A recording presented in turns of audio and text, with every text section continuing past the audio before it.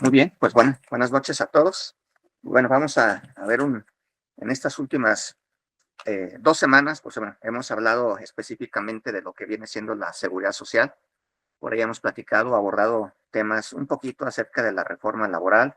Vimos algunos temas, sobre todo el REPSE, que fue lo que más profundizamos o avanzamos un poquito, desde lo que viene siendo el registro, platicábamos acerca de las informativas, eh, y toda la semana pasada comentábamos algo acerca de esa parte operativa que hay que tener en las empresas para poder dar cumplimiento ante nuestros clientes que nos pidieron hacer el registro del REPSE. Bueno, todas las situaciones que obliga que en algunos casos, pues tener una persona contratada por la propia empresa, pues para poder cumplir con esta obligación y poder subir o mandar o enviar la información a los correos o a las plataformas según corresponda, que más o menos a grosso modo es algo lo que hemos visto.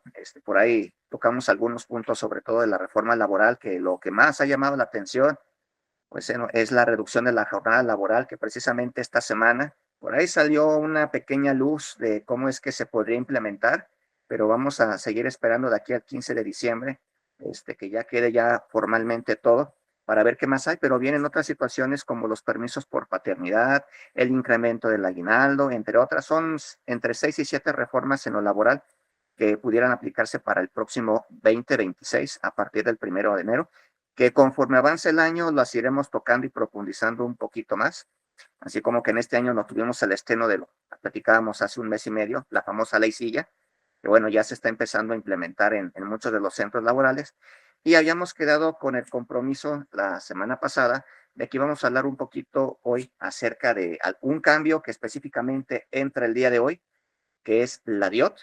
Para aquellos que dicen, bueno, ¿y qué es la DIOT? Bueno, la conocemos en el mundo de los contadores como la declaración informativa de operaciones con terceros, ¿sí?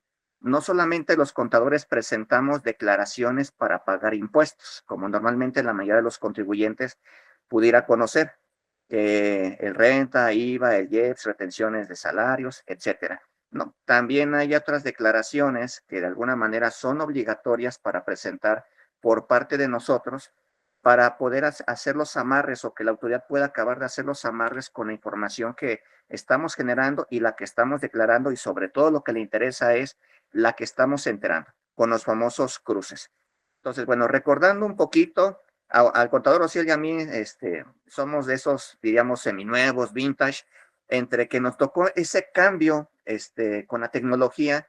Yo recuerdo cuando yo era practicante en un despacho hace ya algunas lunas, algunos ayeres, en donde se presentaba una declaración que se llamaba clientes y proveedores, declaración informativa de clientes y proveedores, que eran los 50 principales clientes y proveedores que había, y esta declaración pues se llenaba a mano o con máquina de escribir, y entonces no era como ahorita la ventaja de que se hacía en un programa o se hace por internet, ¿no? Era llenarla y correr rápidamente porque no había cómo enviarla electrónicamente, había que llevarla al SAT, allá al reloj blanqueador o en su sobre recibo cuando ya pasaba la hora, y corriendo, derrapando, dejando la declaración, porque era importante, porque si no, no podíamos acreditar el IVA o los gastos.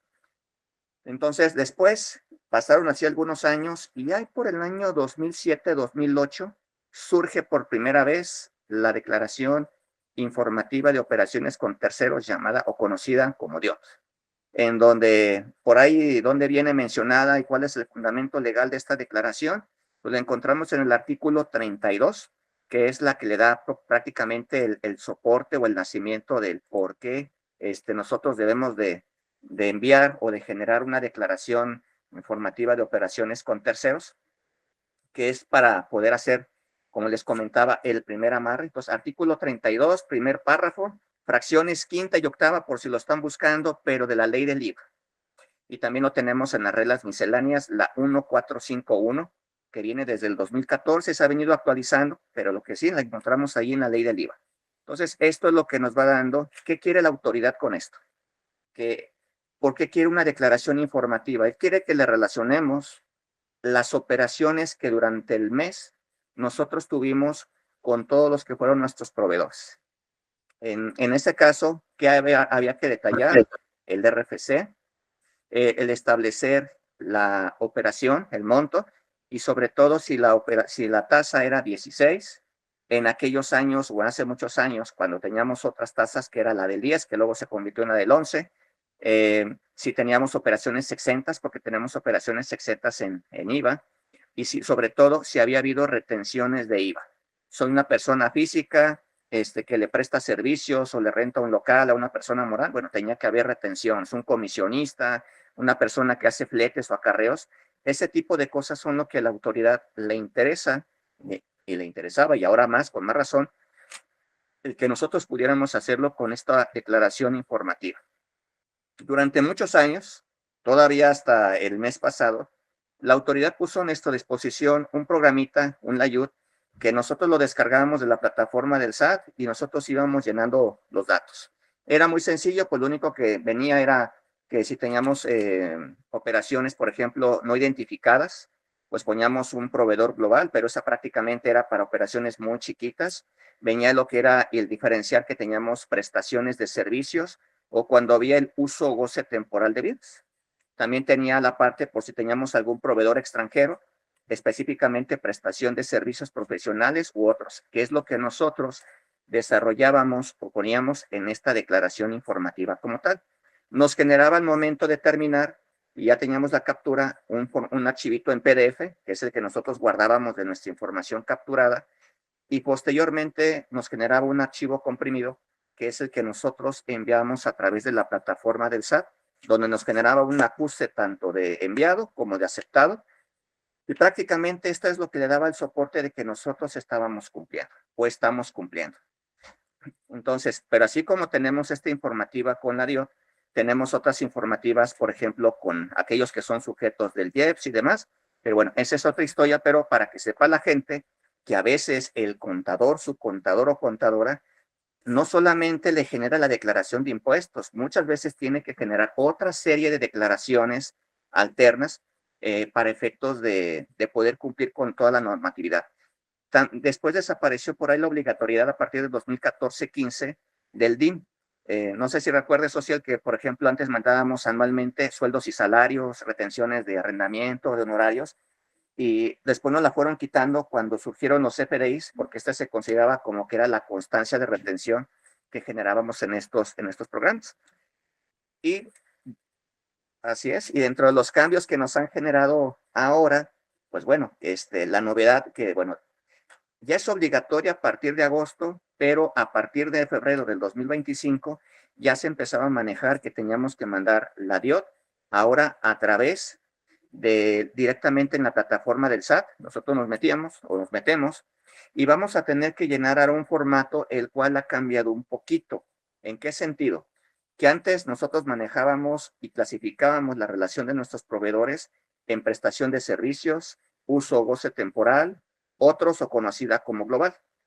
Ahora tenemos que llenar si estamos haciendo o hicimos operaciones con enajenación de bienes, prestación de servicios profesionales, uso o goce temporal, las situaciones de importación, transferencia virtual y otros. Es decir, casi lo adaptaron a lo que viene, como viene siendo la estructura o los capítulos de la ley del IVA, de manera que como que darle un poquito más de estructura, de forma al momento de que lo estemos declarando.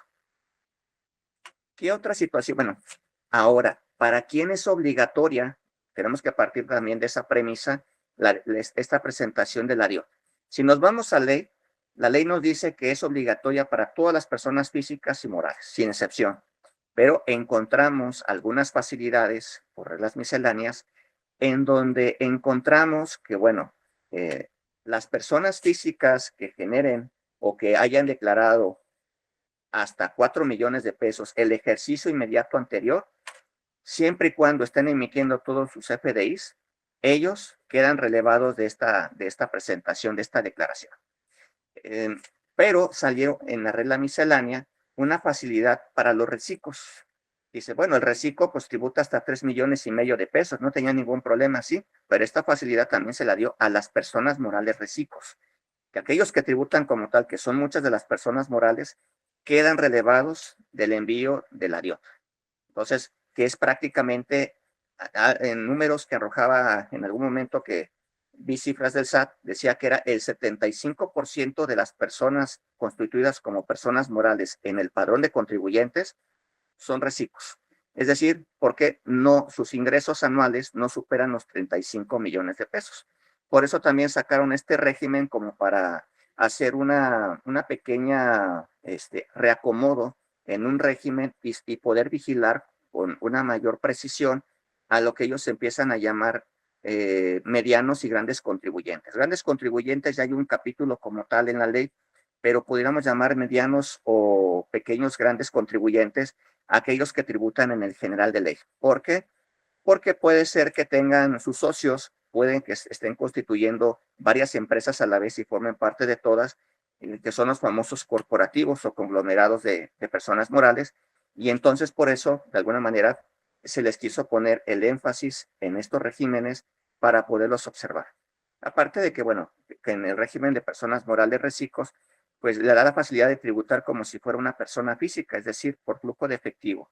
Ingreso cobrado, lo declaro, ingreso pagado, en ese momento lo tomo como una deducción, además de otras pequeñas situaciones o cambios que favorece la deducibilidad de algunas situaciones, como el ya no tener que tener el costo de lo vendido o el costo de producción, sino directamente desde las compras poderlo hacer. Pero bueno, esas son otras situaciones técnicas en cuanto a impuestos, pero dentro de lo que estamos platicando acerca de nuestra nueva declaración informativa con terceros, nuestra nueva DIOT, bueno, así es como funciona. Eh, ¿Qué situaciones prácticas que podemos hacer la carga manual? Es decir, uno a uno, que puede ser un poco tardado, sobre todo si tenemos bastantes operaciones o diferentes tipos de proveedores en una empresa.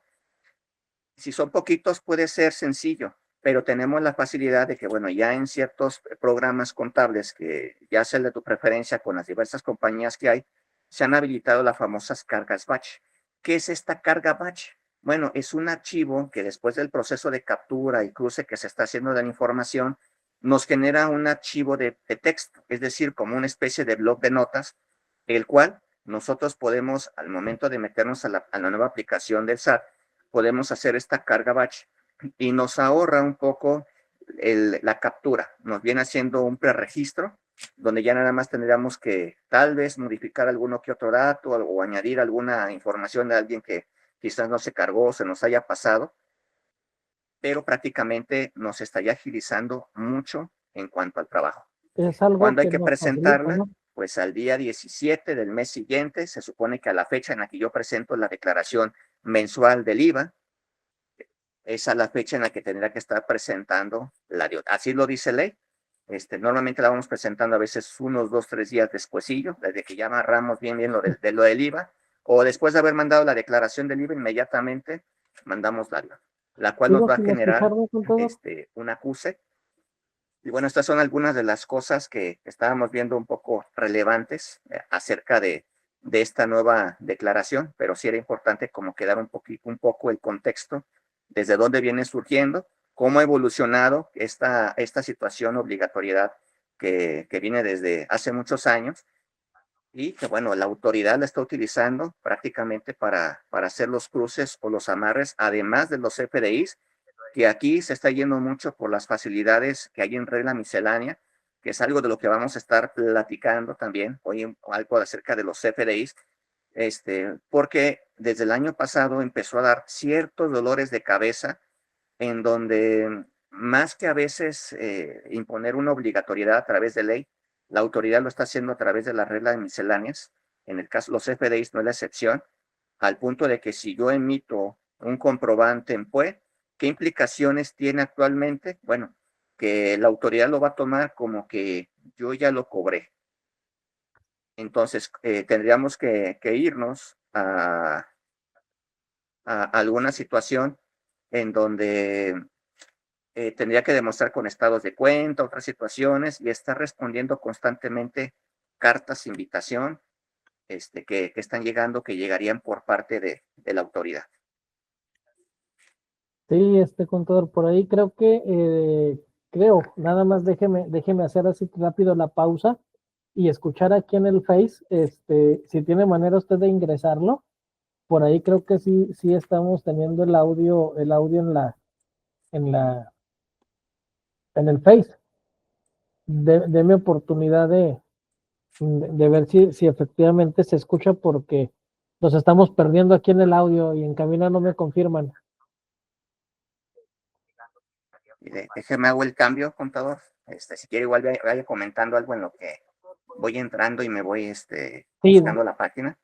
de hecho sí, hasta me puse unos audífonos porque estaba fallando, pero efectivamente sí se está escuchando.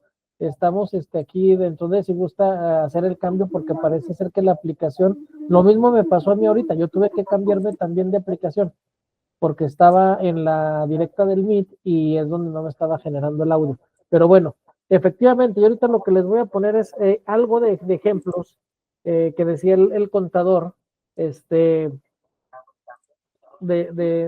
esas de informaciones, de esas informativas, de esas declaraciones que hacíamos antes. Les voy a poner aquí en pantalla, por ejemplo, estos formatos. Es un formato por aquí que se alcanza, bueno, no sé si se alcanza a ver o no, pero son formatos impresos que prellenábamos nosotros, y que venía la información, ya la ponemos por escrito, ya fuera manual o fuera de manera, déjenme les quito el fondo para que se alcance a ver mejor. Por aquí se ve, es un formato manual, es un formato de los que se hacían antes, cuando decía el contador que las llenábamos cuando eran las declaraciones informativas de clientes y proveedores. Este es un pago provisional, parcialidades y retenciones de impuestos federales, pero así son de varios de los que tengo.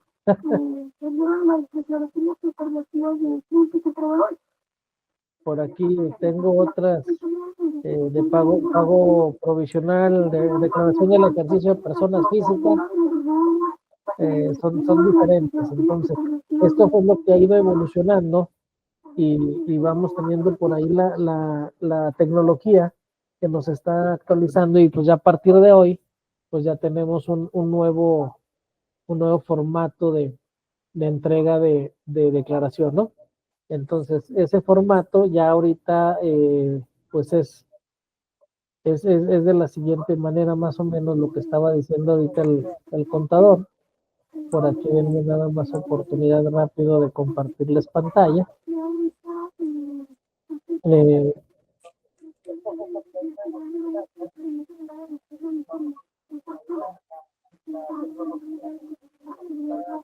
por aquí, vamos a ver qué dice esto.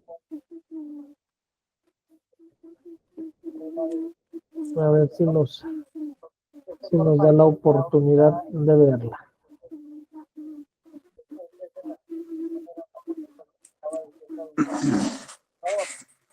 No sé si ya se escucha, contador.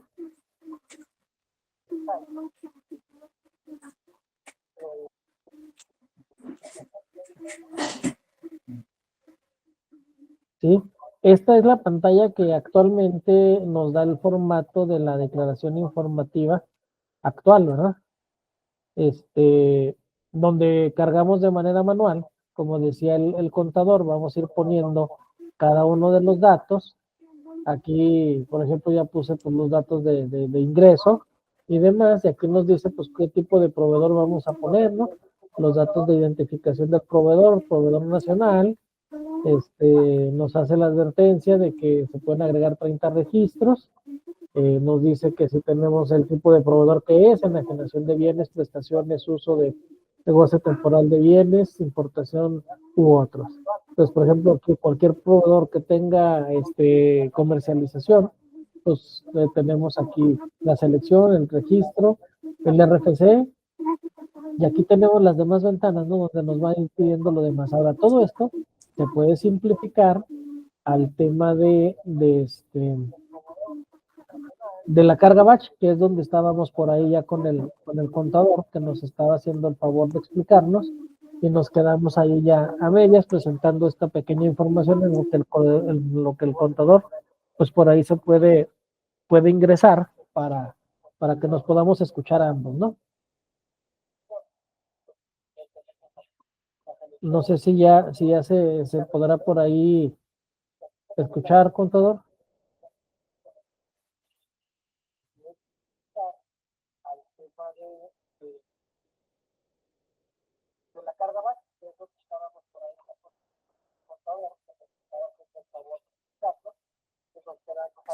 Ya un poquito ya a través de Facebook, por ahí te puede empezar a escuchar un poquito.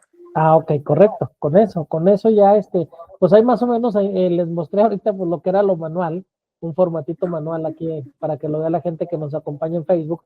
Y pues ya lo que les compartí la pantalla de lo que fue también el tema de lo que es ya la carga manual actual ahí en la página del SAT, en el portal del SAT, ¿no? Entonces les comentaba que pues ya ahorita la otra opción para simplificar un poquito o hacer más rápido el tema pues es lo de la carga batch, que es lo que usted ya nos iba a hacer favor de explicarnos.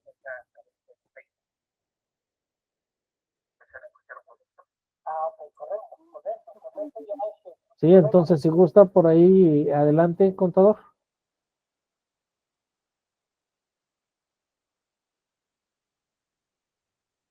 Muy bien. Ok, bueno, vamos a seguir. El hecho de que el compartirnos pantalla, pues dejó un poquito más en claro, un poquito el procedimiento y todo lo que hacemos con este manejo de esta declaración informativa.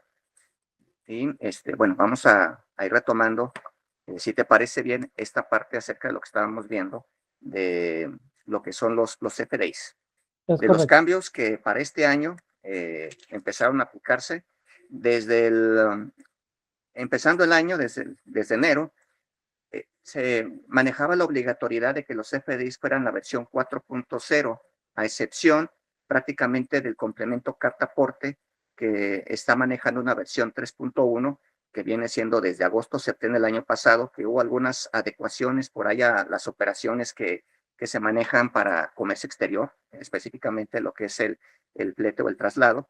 Eh, pero fuera de eso, todos nuestros demás complementos vienen funcionando ya con la versión 4.0.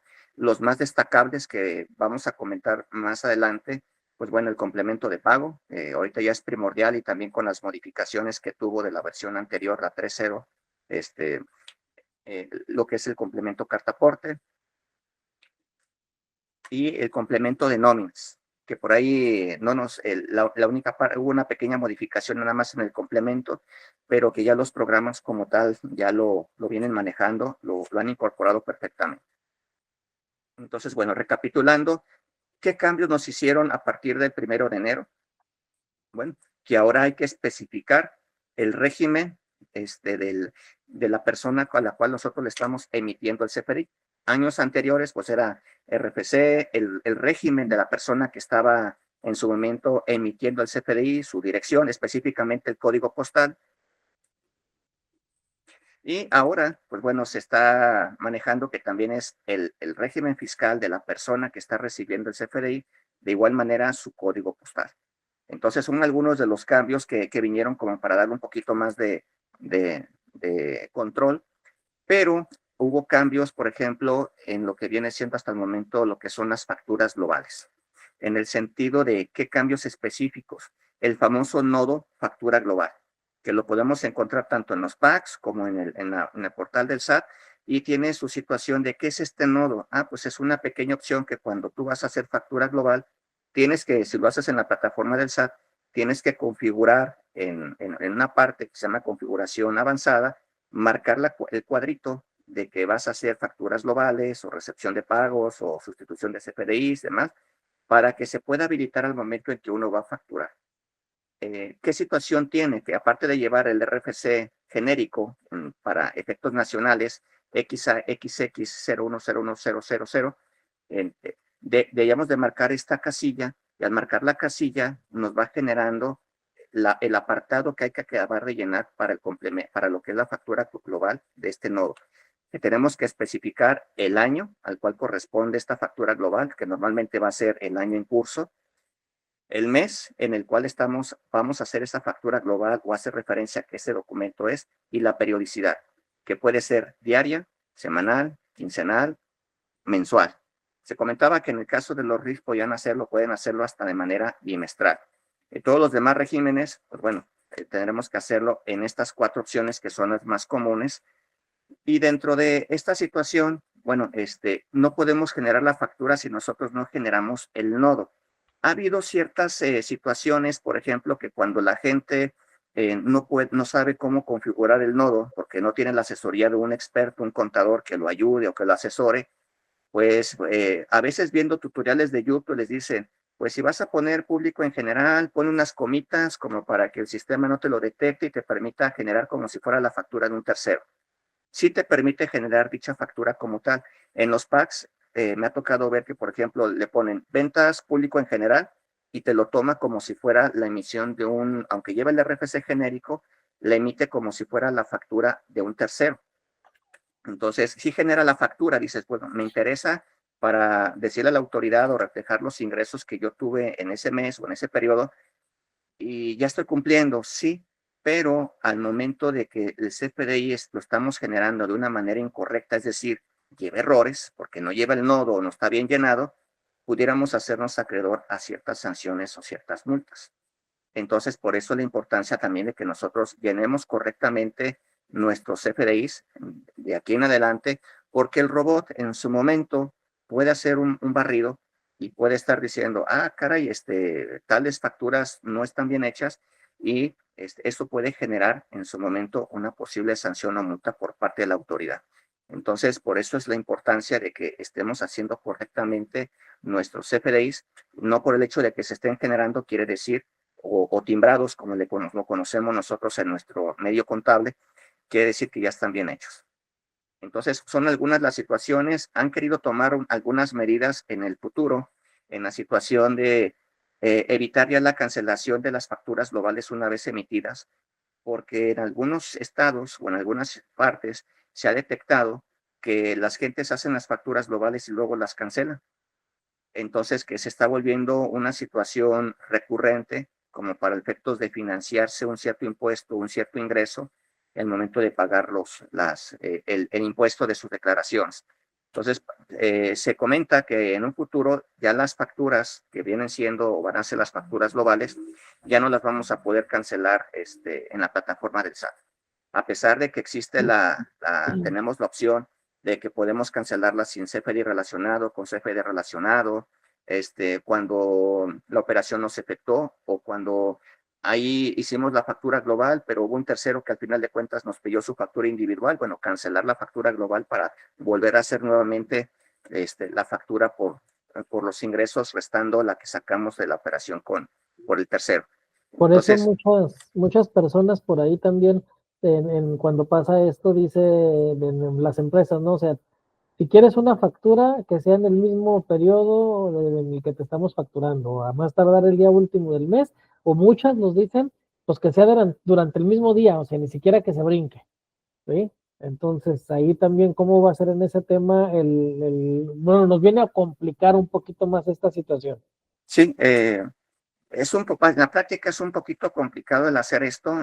La parte que es un poquito más factible es hacerlo por lo que viene siendo la plataforma del SAT, porque hay algunos PAC que no permiten hacer la modificación de la famosa regla del poder emitir una factura con 72 horas antes. Yo puedo estar hasta el día 2 de febrero, bueno, 2 de febrero, 2 de agosto, y puedo emitir una factura tranquilamente como si fuera el 31 de julio, sin ningún Es problema. correcto. Entonces, pero si el PAC por alguna situación tiene algún candadito o algo, pues va a ser complicado hacerlo. En la práctica también la aplicación de esta regla también a veces no ha sido la correcta, porque la gente se va y dice, es que tengo 72 horas para hacerlo. Y entonces brinca el mes y las personas piensan que el día, siendo el 1, 2 o 3 de agosto, con solamente ponerle que son las ventas público en general del mes de julio 2025 en la descripción, ya cumplí como tal, pero resulta que la fecha de emisión y la fecha del timbrado ya es agosto. Entonces, la autoridad me podría sancionar porque aunque la descripción dice que corresponde al mes inmediato anterior, la fecha de emisión dice que es del mes de agosto. Es como si no lo hubiera elaborado y me pudieran multar. Entonces, ¿qué implicaciones tiene en esta situación no hacer las facturas globales, que es obligatoria para todas las personas? ¿Y qué es una factura global? Pues es una factura donde acumulamos los ingresos o las ventas de todos aquellos clientes que no nos pidieron factura alguna. Hay negocios que todas sus ventas son con el público en general y hay algunos que piden facturas y otros no hay como tal. Entonces se hace el corte del día o el corte del mes y de aquellos que no me pidieron factura, yo tendría que hacer de manera desglosada, artículo por artículo, con su desglose de IVA o de IVA según corresponda, mi factura global por las operaciones que ampararon él durante ese periodo. El no hacerlo puede implicar una multa. ¿Qué situaciones tienes si la primera vez te revisa el SAT y no emitimos los FDIs electrónicos que por algún tiempo estuvieron haciendo esas verificaciones en algunos negocios? Una multa, y esta multa puede ir de 2,400 a 4,800. La segunda vez inspecciona, pues ya es una multa que puede llegar a los 8 o 9,000 pesos. La tercera vez ya es una multa, pero te cierran 3 días el negocio.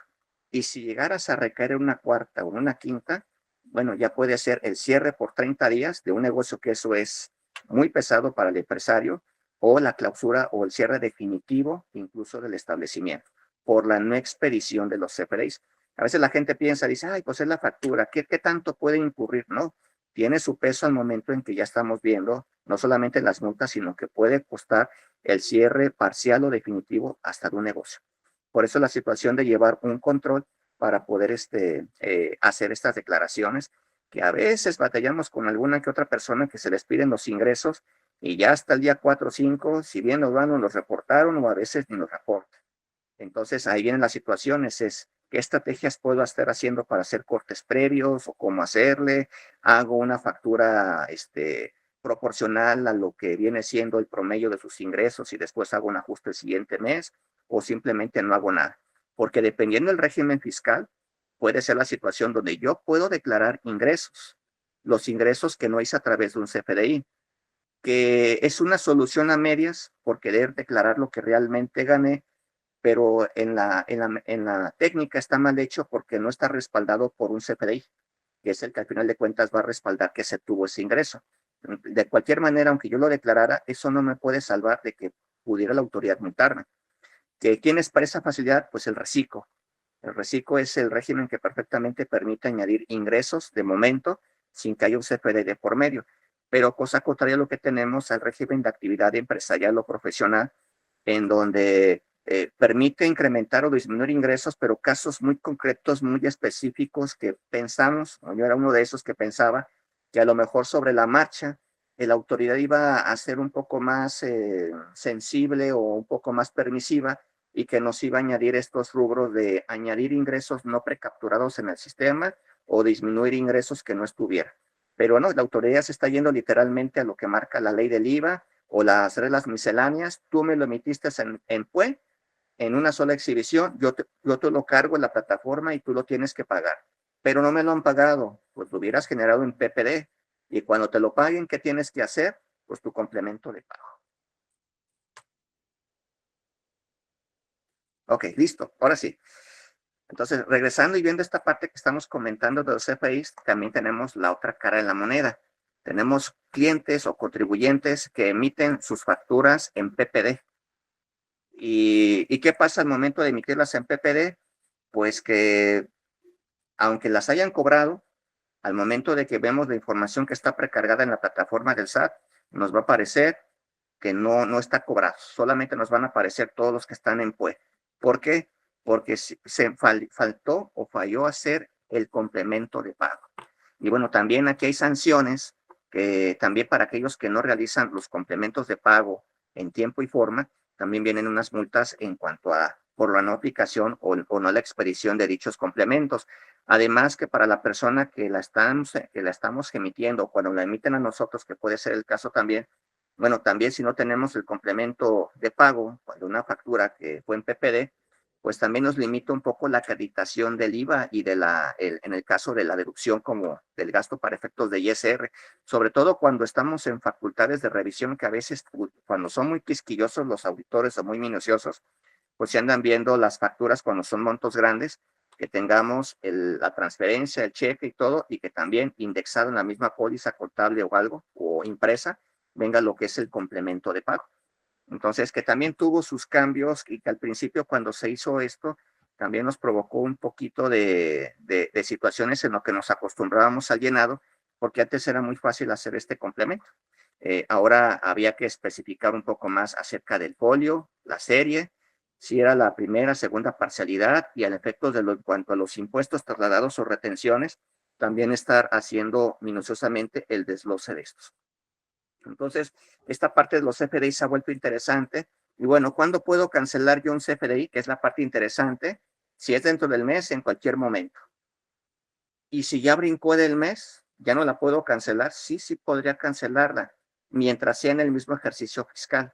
Y si pasa de diciembre 2025, ya no puedo cancelar una factura de marzo, de abril, de julio. Sí, sí podrías, hasta la fecha en la que se debe presentar la declaración anual. Si eres una persona moral, hasta el 31 de marzo. Si eres una persona física, hasta el 30 de abril. Después de ahí, ¿la puedo cancelar? Sí, sí podría, pero no debo. ¿Por qué? Porque me puedo hacer un acreedor, que por ahí la redacción, si bien me acuerdo, dice que va entre un 5 y un 7% del monto de la factura, lo que viene siendo como multa o sanción por estar cancelando una factura fuera del plazo que estableció la ley. Entonces, ¿qué hago? Y esto pasa mucho con ciertas empresas de cierto tamaño que por situaciones internas o cambios de personal no pagan las facturas y las van dejando ya muy viejas, más de 120, más de 150 días, 180 días, y a veces te dicen, oye, es que si no me refacturas, pues yo no te puedo pagar, porque yo necesito meterla a mi sistema como si fuera reciente, que es la situación en la práctica a lo que nos enfrentamos tristemente. Y entonces, ¿qué hacemos? Digo, hay que hacer una factura con sustitución, que es otra parte y particularidad que llevan los CFDIs. Hacer una factura nueva relacionando la factura de la cual viene, porque esto también es importante para cuando nos lleguen cartas de invitación o alguna observación por parte de la autoridad cuando diga, es que tú emitiste más CFDIs de los que eran y me declaraste o me pagaste menos impuesto. Es decir, no, simplemente sustituí una factura por otra. No estoy emitiendo una anterior. Si estoy en un régimen como es reciclo, no tendré mucho problema porque nos vamos sobre el flujo de efectivo. Pero ¿qué pasa si es un general de ley?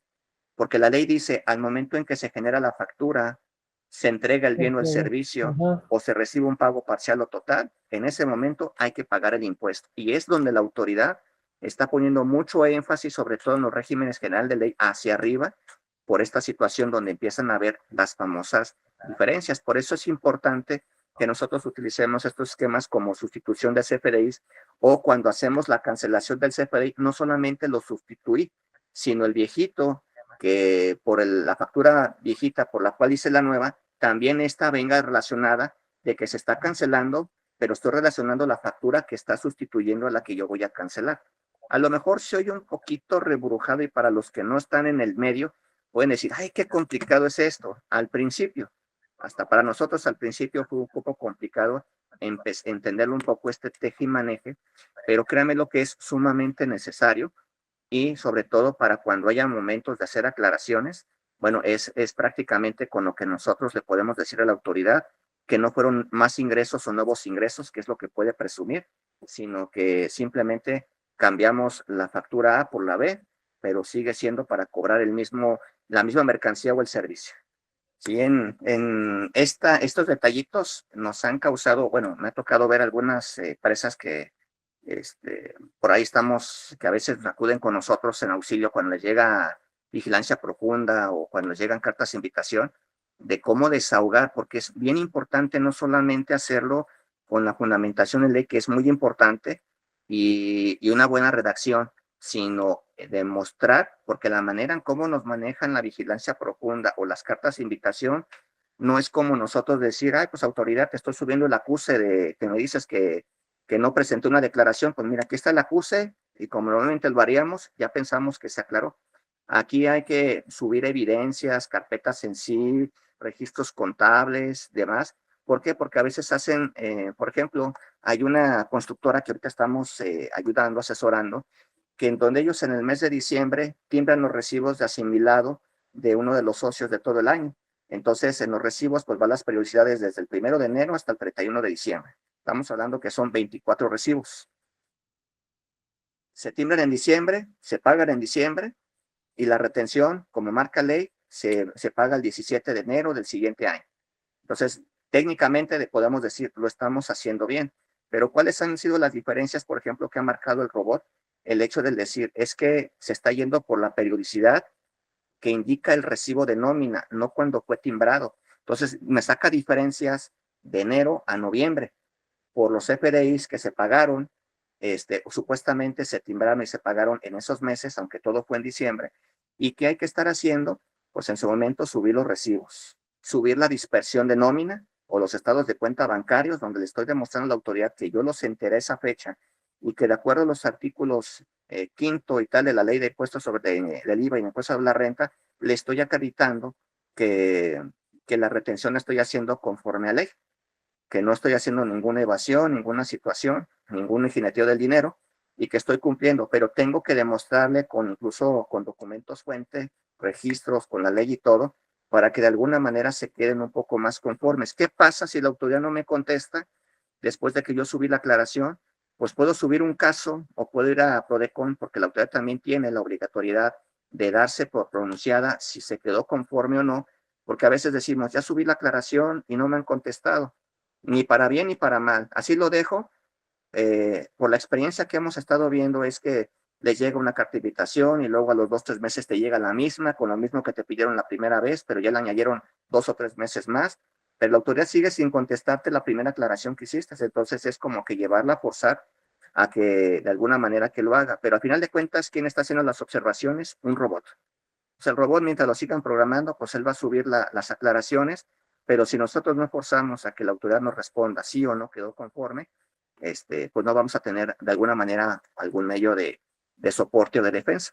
Entonces, en cuanto a algunas de las situaciones con los FDIs, viene esto, pero decíamos, ¿qué pasa si brinca el año? Sí, ya hice mi sustitución de factura, contador, pero tengo dos facturas de un mismo venta, de un mismo servicio. Una en el 2023 y la que hice en 2025. Tengo dos. Yo voy a declarar la que tengo, pero la otra va a seguir quedando viva. Me dices que no la cancele, pero ¿qué hago con esta que me sigue generando ruido? Pues tendríamos que estar haciendo a partir de que se pasó la fecha de la presentación de la declaración anual, notas de crédito, relacionando la primera factura que no pude cancelar porque ya brincó la declaración anual, para efectos en papel o efectos fiscales, darle, por así decir, el saldo en ceros. Es decir, facturé $1, volví a facturar $1 en 2025, tengo $2, pero en 2026 hago la nota de crédito de la del 2023 para que decía, tengo $2 menos $1. Al final de cuentas, me queda $1 que es el mismo que te estoy declarando y te estoy pagando el impuesto por ese peso. Entonces, ¿qué significa? Llevar más control, llevar más control en muchos aspectos y pues es más trabajo administrativo, ya sea para el contador o para la persona de facturación que se va a estar encargando de estar haciendo precisamente todos estos cambios. Y el otro punto que quiero ver que también es importante, también por los cambios que tuvo y además por su obligatoriedad, que surgió como una situación para tratar de regularizar el transporte en México, evitar, entre comillas, el contrabando, el huachicol, pero pues siempre hay sus mañas para todo eso, pero vinieron un poquito a formalizar o a poner más como que en cintura al transportista. Ha sido bueno de cierta manera porque no solamente hubo cambios en la situación por la parte fiscal al transporte, sino que también a través de situaciones con SCT hubo mayor regulación, los famosos chequeos médicos, los trámites de ahora de las famosas licencias digitales que ya pueden estar tramitando los operadores de camiones de carga en general. Y bueno, con la particularidad de que, bueno, aquellos que tengan que ir al vecino país del norte, pues ya no solamente con todos los requisitos que implica, sino que además deben de dominar casi al 100% el idioma inglés, porque en dado caso que aunque vayan en reglas, si los llega a parar una autoridad americana ya, pues puede tener las facultades de poder sacar al chofer si no habla perfectamente el idioma inglés, que también no es una situación propia de México, pero también son de las situaciones que, junto con los cambios que ha habido internos en regulaciones, no solamente fiscales de este sector, también ha pegado a este sector. Y bueno, ¿qué situación teníamos? La carta aporte, que veníamos manejando desde hace 4 o 5 años, incluso por ahí empezando la pandemia, un año antes de pandemia, con las situaciones de la regulación. Y bien, es mucha la información que se tiene que hacer con este complemento. Ya es obligatoria llevarla en cualquier viaje de traslado o cualquier flete contratado, porque hay una diferencia entre un flete o un traslado. El flete, pues bueno, el traslado es cuando yo lo hago por mis propios medios, tengo los vehículos, tengo los medios y simplemente traslado mi maquinaria de un lado a otro, mi herramienta, lo que yo tenga, a cuando contrato un tercero para que haga esos servicios por mí. Entonces, sobre todo cuando, ¿qué reglas particulares tiene? Que cuando salimos de una franja de 30 kilómetros en carretera federal, a partir de ahí es la obligatoriedad de estar usando cartaporte. Mientras no transitemos por carreteras federales después de 30 kilómetros, no lleva ninguna implicación, a menos que sea un camión ya de 5 ejes, de tamaños grandes, de grandes dimensiones, pues eso sí, inmediatamente deberán de estarlas llevando. Y dice, bueno, esta carta aporte, ¿qué implicaciones tiene? Porque yo me acuerdo que antes las llenaba en un despacho en papel y era algo sumamente sencillo. No, ahora no. Ahora hay que poner, bueno, de dónde está partiendo, cuál es el destino, cuál es el aproximado de los kilómetros que hay que estar desarrollando, la hora aproximada en la que va a salir y la hora aproximada en la que va a llegar. Muchas veces es mejor ponerle un poquito más de tiempo porque es la validación que tiene esta carta aporte, porque en el camino pueden pasar que hay un accidente, hay un desvío, pueden pasar muchas situaciones y a lo mejor el tiempo no da. Recientemente tuvimos el caso con un camión transportista que estaba transportando una carga de dimensiones más grandes que las normales. Entonces, este tipo de traslados solamente pueden operar de las 8 de la noche a las 7 a las 8 de la mañana, nada más, prácticamente en la noche. Entonces tenía que hacer un traslado de Durango hasta adelantito de Acapulco Guerrero y pues lo agarró la noche, ¿eh? Entonces estábamos, sí, pues ya se me acabó la carta aporte, para el otro día ya no va a alcanzar. No, afortunadamente le dimos un día más de como de sobra para efectos de cualquier cosa que llegara a pasar. Sin por ningún problema llegó a su destino, pero en dado caso contrario que hubiéramos tenido que hacer otra carta aporte que ampliara de donde se quedó hasta llegar a su destino. Pero no solamente ya lleva eso, sino que implica que, bueno, todas las cargas actualmente en el país deben de estar aseguradas. Nos pide los datos de la compañía de seguros, el valor aproximado de lo que se está trasladando, porque eso también ya va a ser, lo están tomando mucho los seguros, que el valor que se declara en la carta aporte es el que ellos toman también como valor de rescate. El peso neto, el peso bruto, lo que nosotros estamos trasladando, el tipo de camión, el tipo de remolque, si es un camión frío, si es una placa, si es de cuántos ejes es, demás, si es para traslados de material peligroso, no peligroso o demás. Hay una serie de un catálogo que eso lo emitió la Secretaría de Comunicaciones y Transportes y que ya está habilitado en la parte del SAT. Entonces, hay que estar relacionando perfectamente todo eso. De la parte del origen, ¿quién es el que envía? Porque a lo mejor yo soy el que hace el traslado, pero ¿quién envía? ¿Quién fue el cliente o quién fue el proveedor? ¿Dónde está su domicilio? ¿Cuál fue su RFC? ¿Cuál fue su nombre? ¿Quién no va a recibir? Igual, nombre, datos fiscales, el domicilio, todo.